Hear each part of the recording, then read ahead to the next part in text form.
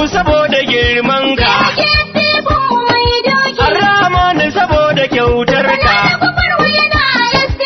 Ar-Rahimu dan rahamar ka.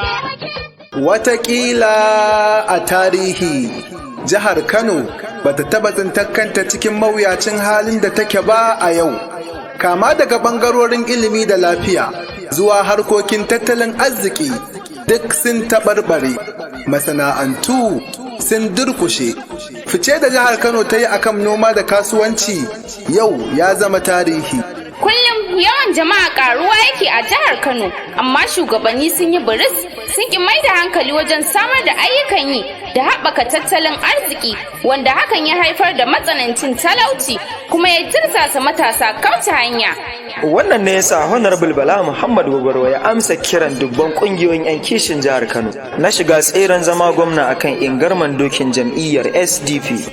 So, jama'ar jihar Kano, wannan damar mu ce ta fita daga ƙangin bauta, mu karkaɗe ƙuri'unmu, mu fito ƙwanmu da kwarkwatanmu, mu zaɓi Honorable Bala Muhammad Gwagwarwa na jam'iyyar SDP mai alamar doki a matsayin gwamnan jihar Kano a kakar zaɓe mai zuwa ta 2023.